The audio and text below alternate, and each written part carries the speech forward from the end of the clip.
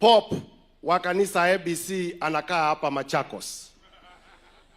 Na hii leo hii kongamano ya kina mama, naamini walikuwa wamekuja kuvisit Pop wa kanisa la ABC.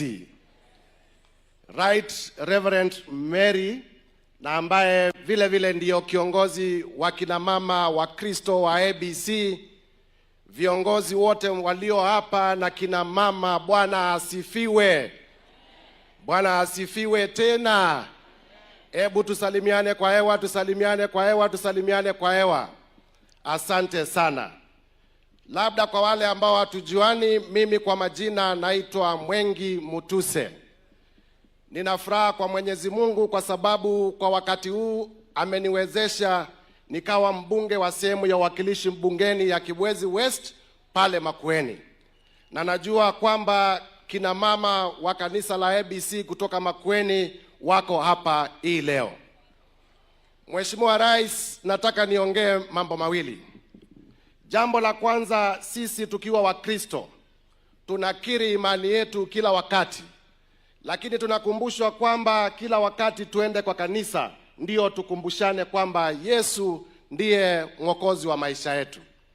Na hiyo ni kuonyesha kwamba wakati tunakutana vile vile ni muhimu tukumbushane mambo ya mbinguni na vile vile mambo ya hapa duniani. Rais, wakati ulichaguliwa kuwa rais wa nchi ya Kenya, ni vizuri Wakenya wakumbuke kwamba bei ya bidhaa ilikuwa juu zaidi. Nyinyi mnajua wakati rais alichaguliwa bei ya unga ilikuwa shilingi 1250. Haijafika mahali tunataka, lakini ukweli ni kwamba rais amethibiti hii leo ni 1140 kufika 160. Vile vile rais wakati ulichaguliwa bei ya dola, shilingi kwa dola, na kwa sababu tunatoa bidhaa nyingi za nje, ilikuwa shilingi kwa dola. Dola moja ya Marekani ilikuwa ni kama shilingi 160, 165. Umedhibiti uchumi hii leo kwa miaka 2.5 mfululizo. Exchange rate ya dola imekuwa a constant of 129, 130 shillings. Mheshimiwa Rais, vile vile serikali za pale mbeleni kila mwaka zilikuwa zinaandika walimu 5,000 kwa mwaka. Wewe kwa miaka 2.5 umeandika walimu 1,100, na najua kwa sababu niko kamati ya bajeti umeweka pesa ya kutosha mwaka huu watoto wetu ambao wamehitimu kama walimu another 24,000 waandikwa huu mwaka. Mheshimiwa Rais, niseme nisiseme, pale mbeleni mnajua shida moja kubwa ya Kenya imekuwa ni shida ya njaa, na ukasema kwamba nje haiwezi kuwa nchi huru kama tunaombaomba chakula, na ukasema pale mbeleni tulikuwa tunapatia wale ambao wanasiaga unga pesa, tuna subsidize wale ambao wanasiaga unga, na ukasema hiyo si akili timamu. Akili timamu ni kumuunga ule mkulima ndio aweze kuzalisha chakula. Bei ya mbolea ilikuwa shilingi 7,500. Wewe mwenyewe ukaeka policy ukaipunguza ikawa shilingi 2,500. Leo Bishop umehubiri ukasema kwamba mama alibadilishiwa mtoto, lakini akajikakamua ndio huyo mtoto wake arudishiwe yule ambaye alikuwa hai.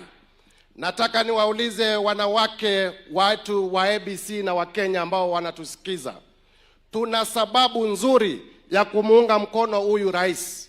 Niwaulize, nyinyi mnataka kubadilishiwa ama hamtaki kubadilishiwa? Tumehubiriwa kwamba tusikubali kubadilishiwa. Nataka niwaulize wa Kenya, rais amefanya kazi, tusikubali kubadilishiwa. Niwaulize wanawake wetu, ukipewa amani na upewe vita, utachagua amani ama utachagua vita? Ukipewa maendeleo na porojo, utachagua maendeleo ama utachagua porojo? Bas, maendeleo ni Rais William Ruto. Maendeleo ni kuendeleza Kenya mbele. Ndiyo maana hata leo nimeona mmesema woman moving forward, kutoa darkness. Na nikaamini kwamba hiyo ni ile ruwaza rais ametoa juzi ya Vision 2030.